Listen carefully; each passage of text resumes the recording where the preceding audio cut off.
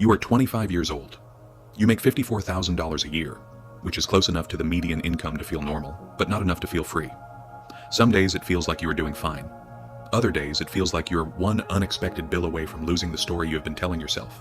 You have $6,200 in savings, $23,000 in student loans, and a credit card balance of $2,800 that has been following you since you were 22. You have been meaning to pay it off for so long that the phrase "meaning to" has stopped sounding like a plan. It has become part of your personality. Something you say, something you believe for a moment, something that somehow never turns into action. But tonight, something changes, not dramatically, not in a way that anyone else would notice. You do not quit your job. You do not move into the woods. You do not sell everything you own and declare yourself reborn. You simply decide to stop letting money pass through your life without direction. You decide that from this point forward, 70 cents of every dollar you earn will either go toward debt repayment or into a low-cost index fund. The remaining 30 cents will handle everything else: rent, food, transportation, bills, the ordinary cost of staying alive in a world designed to make ordinary life expensive. The rule does not come from a guru. It does not come from a best-selling finance book or a productivity podcast. It comes from a calculator, a spreadsheet, and a quiet desperation you are finally willing to look at without turning away. You run the numbers twice. Then you run them again because you do not trust yourself to have done them correctly. At your current savings rate, around 8%, you will be nearly 58 before you have real options. At 70%, which feels almost insane when you first type it in, you could have options by 35. The difference between 58 and 35 is not just years. It is a completely different life. You close the laptop. Nothing in the room changes. The couch is still the same. The apartment is still quiet. The coffee is still cold. There is no music, no applause, no witness, no cinematic feeling that something important has just happened. But that is the thing nobody tells you about the decisions that actually change your life. Most of them feel ordinary while they are happening. You pour the coffee down the sink and something quiet begins. If you want the notes, links, or resources connected to this story, click below description. 3 months later, Marcus buys a new apartment. Not just new to him. New. One of those downtown buildings with glass walls, exposed concrete, a gym overlooking the skyline, and lighting that makes everyone standing inside it look slightly more successful than they did before entering. You go to his housewarming on a Saturday in March. You stand in the living room eating imported cheese off a wooden board, surrounded by people admiring the kitchen island, the floor-to-ceiling windows, the bathroom fixtures, the view. Nobody is unkind. Marcus is generous. The people are easy to talk to. The apartment really is beautiful in that effortless way expensive things often are. And still standing there, you feel something you did not expect. You feel invisible. Nobody is asking about your index fund. Nobody is admiring your automatic transfer. Nobody cares that you have followed your new rules for 11 straight weeks. Nobody sees that you have paid off $1,900 of your credit card balance, cut your subscriptions from 7 to 2, and rerouted your paycheck so that money disappears into debt and investments before you can make emotional decisions with it. You drive a 2017 Honda Fit that you bought in cash. It removed a $310 monthly car payment from your life, gets excellent mileage, and has never once been admired by a stranger at a party. It is one of the best financial decisions you have ever made, and socially, it is almost invisible. Someone you have just met asks what you drive. You tell them. There is a pause, just 1 second longer than it needed to be. Then they nod and move the conversation somewhere else. This is the silence. It is not one devastating moment. It is 1,000 small gaps where a status performance would have gone. The conversation that used to open but now closes. The friend who stops asking if you want to split a vacation rental because they already know your answer. The colleague who stops inviting you to Thursday happy hours because the bill always ends up being $45 with tip and everyone pretends that is normal. You keep the rules anyway. What nobody tells you about voluntary simplicity is that the social cost arrives before the financial proof. You pay it first. You pay it in invisibility. You pay it in the loneliness of making a choice nobody around you is making yet, while having no impressive results to show for it. It is only month 3. Your brokerage account has $4,100 in it. That number is not impressive. It does not look like freedom. It looks like a small balance inside an app nobody else can see. But something has started happening beneath the surface. Somewhere in the city, inside a better lit apartment full of people eating expensive cheese, a gap is beginning to open. By year 2, the debt is gone. All of it. The credit card balance is cleared. The student loans are paid off 11 months ahead of schedule. The final payment does not feel like victory exactly. It feels quieter than that. More like a sound you had stopped noticing has finally disappeared. There is no ceremony, no lifestyle upgrade, no reward purchase. The debt payments are immediately redirected into investments. The money that used to leave your life now stays inside your future. This is the rule you feared most. No lifestyle inflation after raises. In month 14, you get a raise of $4,200 a year. It should feel like permission to breathe. It should feel like an invitation to upgrade something, to finally loosen the pressure, to become a little more visible. Instead, you increase your automatic investment transfer by $350 a month and let the rest quietly disappear into normal life. That rule changes you more than you expected. You begin to understand that this is the line between people who talk about building wealth and people who actually build it. not income alone, not intelligence, not perfect market timing. The willingness to let new money become future freedom instead of immediate proof. By month 26, you have $19,400 invested. This is the part of the story where nobody claps because $19,400 is not the kind of number people talk about at dinner. It does not photograph well. It does not have a housewarming. It does not sit in the driveway with new wheels. It just sits inside a brokerage account, working slowly and invisibly while you continue living your life. You have a friend named Devin. Devin is 26, 1 year younger than you. He works in logistics, makes around $49,000 a year, and recently financed a $52,000 truck. The payment is $980 a month. Insurance is another $290. Devin is funny, generous, great at his job, and exactly the kind of person you would call if something went wrong. He is also, as far as you can tell, invested in almost nothing. The truck is clean. Devin is proud of it, and you understand why. You do not judge him for it, because you know what the truck means. You know because before the rules, you were looking for the same feeling. The feeling of arrival. The feeling of being seen. The feeling that life was finally moving in a direction other people could recognize. From the outside, your lives still look similar. Same age range, same income bracket, same city, same general social orbit. But underneath the surface, your trajectories have already diverged. Not visibly yet, not dramatically yet, but mathematically. And 5 years from now, that invisible divergence will become a distance you can both feel. The gap is the thing nobody really talks about in personal finance. Not the sacrifice, not the discipline, the gap. The quiet, expanding distance between the person who invests early and consistently and the person who means to start next year. Because compound interest, when stripped of motivational language, is simply time. That is the whole mechanism.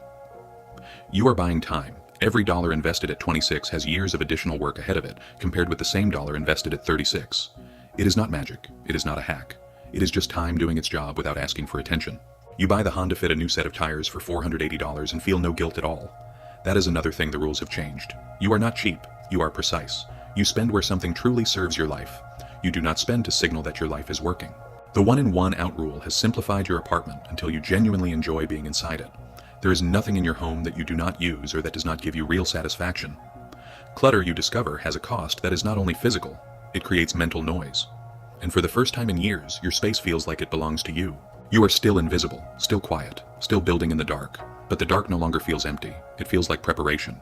If you want the full resources, tools, or notes connected to this topic, click below description. By year 3, something cracks. Not the plan. The plan is working exactly as designed.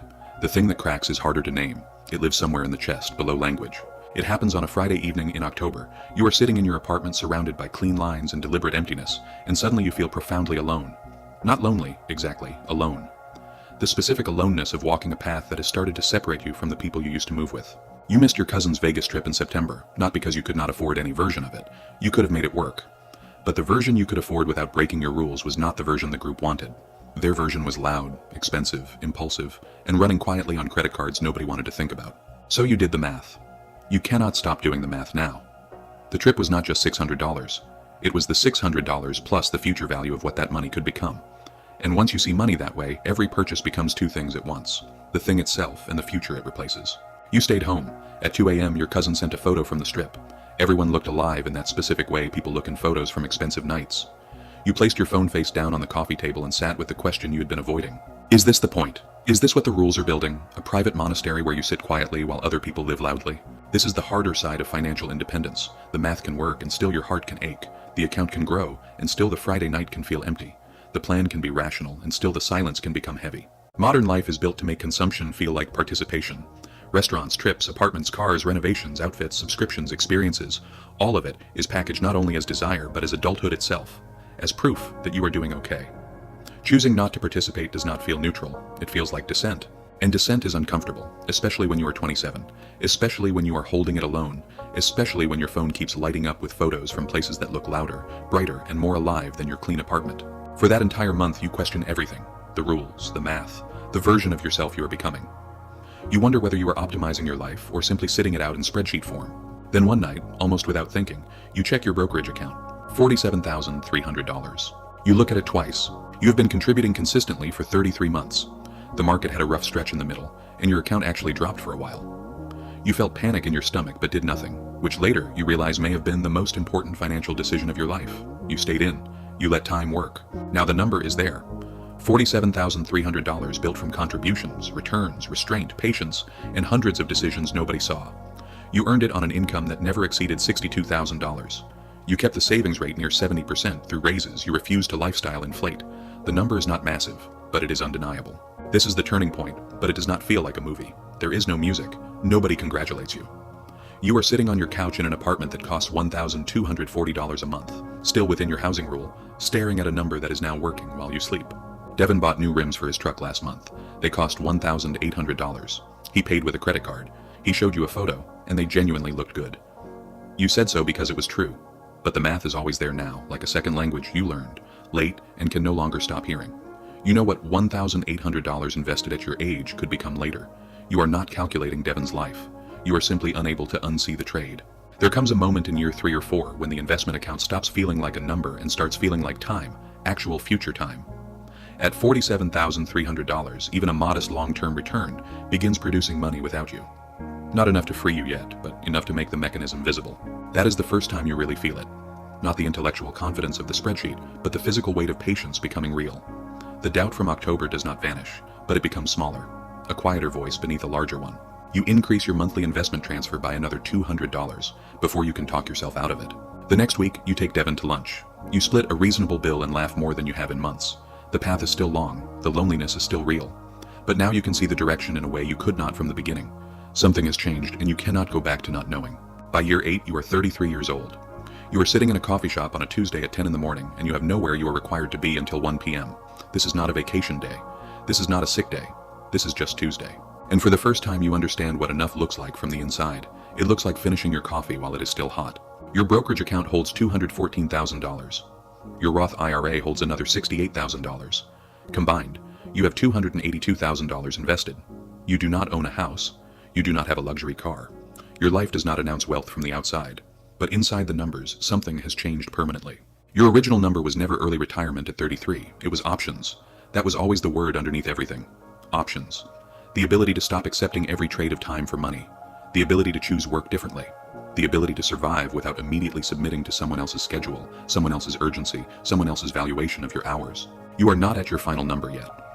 Your enough number is $400,000 invested. At a conservative withdrawal rate that could produce a meaningful amount of annual support, especially combined with part-time work you choose instead of work you tolerate. You are not financially invincible, but you are no longer financially fragile. The Honda Fit has 91,000 miles. You maintain it carefully because a reliable, paid-off car is one of the most underrated financial assets an ordinary person can own. You have not had a car payment in 8 years. One decision compounded quietly, month after month, year after year. Your apartment costs more now because rents rose. You moved once to keep housing below 25% of take-home pay. You had a roommate for a while and do not regret it. What used to feel like sacrifice now feels like design. You still follow the one-in, one-out rule, but it no longer feels like discipline. It feels like preference. Your home is not empty, it is intentional.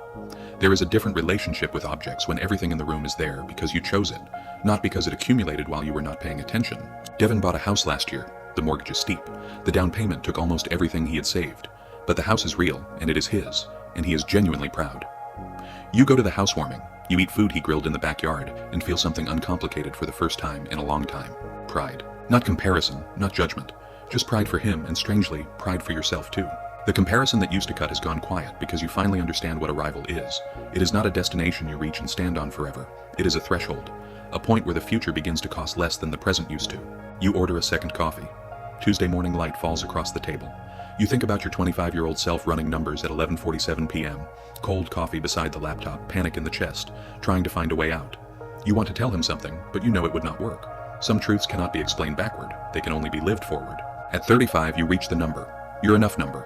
Adjusted twice for inflation, refined over the years, argued with, doubted, protected, and finally crossed. You stare at it the same way you stared at that first spreadsheet years ago. Same silence, different meaning. When you started, you thought you were solving a money problem. You thought the rules were about math. The 70% savings rate, the housing ceiling, the index funds, the no car payment, the no subscription creep, the refusal to inflate your lifestyle after raises. You thought these were financial tools. But they were something deeper. They were a philosophy you did not fully understand at the beginning. Financial minimalism is not really about having less. People say that all the time, but most do not mean it deeply enough. It is about asking one honest question again and again. What is this for? Every purchase, every upgrade, every subscription, every trip, every lifestyle decision, what is this actually for? And is it delivering the thing I believe I am buying? The car was for transportation. It delivered transportation with almost no waste. The subscriptions were for entertainment, but the value was marginal, so they did not survive the question. The lifestyle upgrades after raises were supposed to signal progress, but you chose to send the money somewhere that could compound instead. Over 10 years, that question changed more than your finances. It changed your relationships with time, space, work, objects, and identity. Your life became cleaner, not perfect, not superior, just clearer. You have fewer obligations to maintain appearances you do not believe in. You waste less. You choose more deliberately. By external measures, your life might still look ordinary. The apartment is nice. The car is old. The wardrobe is simple. The vacations, when you take them, are chosen for experience instead of status. But internally, in the ways that matter to you and only you, you are exactly where you chose to be. Devin is doing well too. He got promoted. His house is appreciated. He still has the truck. Last month you had dinner together at a restaurant he suggested and he insisted on paying. You let him because it mattered to him, and because some things matter more than the math. At dinner he said something that stayed with you. He said, "I feel like I'm always catching up to something." You knew what he meant. You did not say it, it was not the moment, but you understood. He was chasing what you had been chasing at 25, the feeling of arrival, the permission to finally exhale. But that feeling cannot be purchased. That is the truth underneath the entire story. Not that spending is wrong. Not that wanting beautiful things is a flaw. Not that Devin's truck was foolish and your Honda Fit was wisdom. The truth is simpler and harder than that.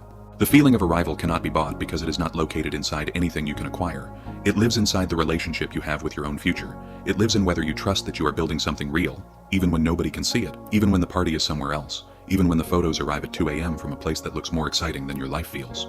When you trust that, the need to perform arrival begins to dissolve, not completely. You are still human, recognition still feels good, status still whispers. But it becomes one voice among many instead of the only voice you can hear.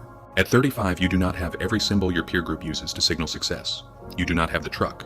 You do not have the renovated kitchen. You do not have the massive house, the perfect countertop, or the lifestyle that photographs easily. What you have is a brokerage account past the number, a Tuesday morning that belongs to you, a life whose shape you recognize because you drew it yourself years ago in a quiet apartment with a calculator, cold coffee, and the fierce decision to find out what was real. The rules were never the point. The rules were only a structure strong enough to hold the real question. Not, can I afford this? Not, do I deserve this? But who am I building with this? Asked honestly, week after week, year after year, every time money moves, that question can change more than your bank account. It can change the person making the decision. And if you want the resources, links, or tools connected to this story, click below description.